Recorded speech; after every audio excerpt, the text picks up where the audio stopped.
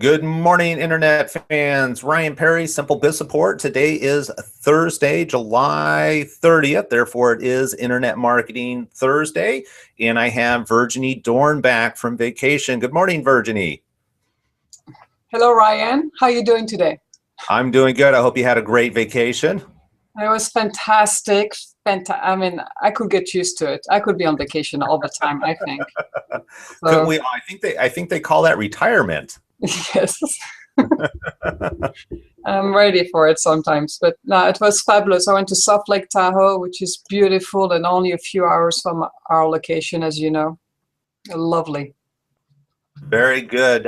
Today we are going to talk, we're going to talk about Google search and specifically how to get images ranked on Google search because, we all know that you can get your website ranked, but a lot of people don't always think about the images that are in their website and how they can get those ranked on Google also. It's just another opportunity to be found.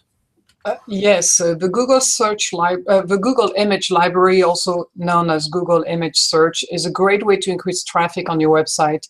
And this is especially true if you're in the retail business. If you sell products, people might be looking for a certain type of Nike shoes, and they might end up in the Google Image Library to look for the image.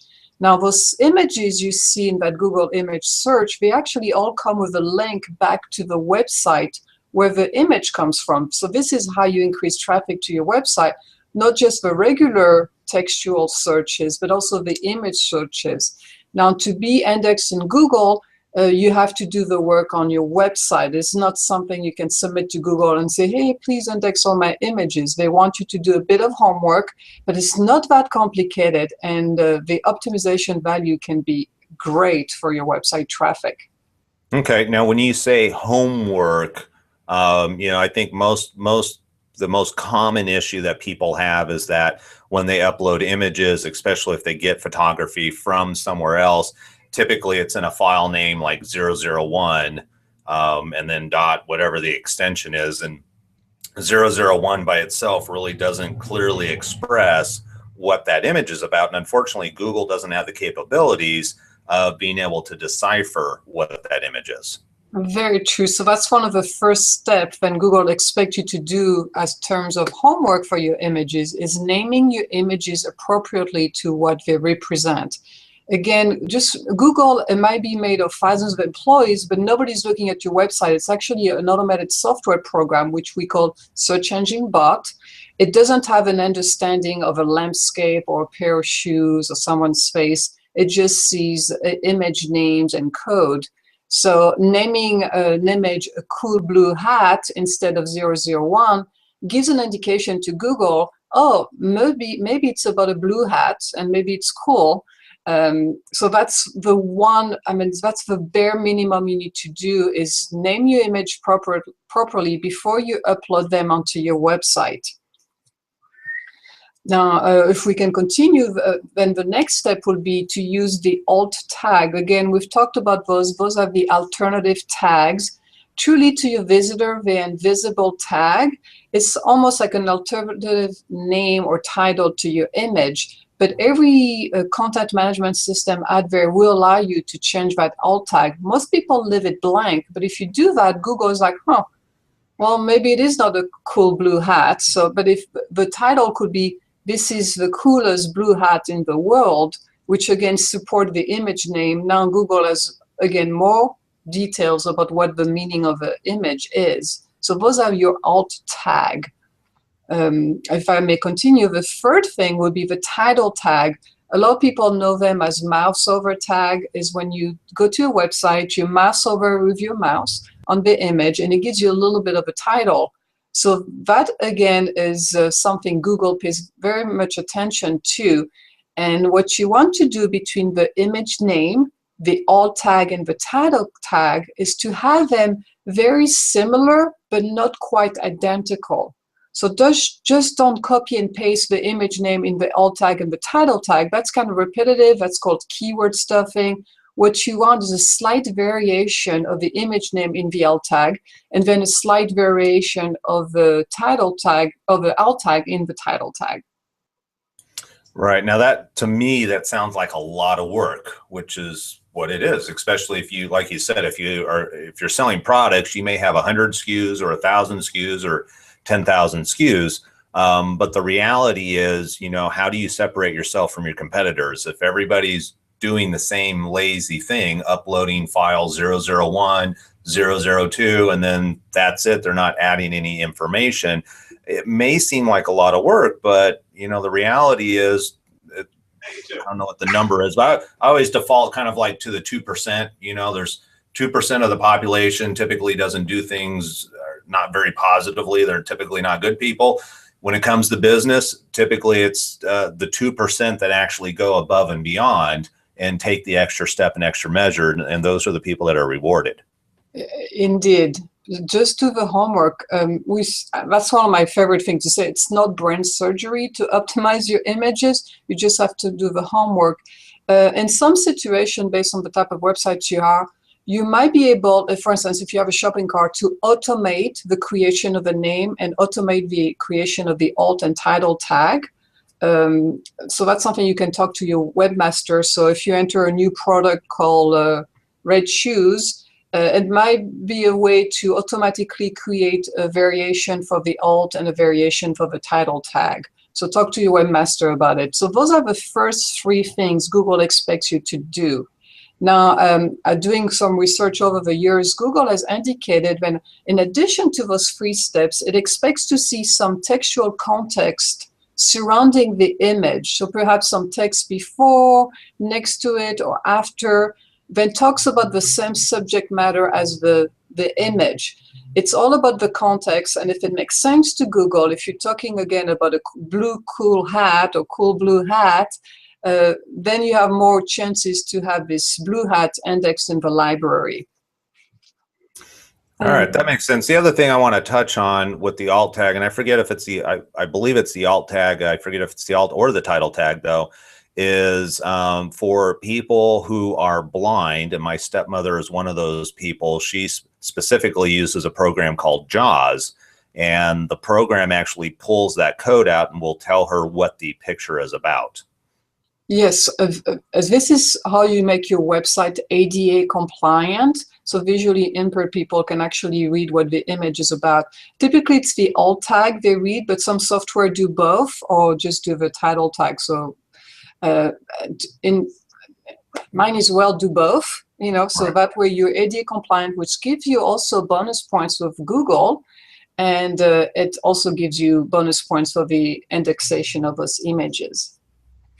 Okay. And it makes sense that if you're going to have an image that you upload and it's a cool blue hat and you go through and do your titles and tags correctly, cool blue hat, and you place it on a website, it should not be about talking about shoes.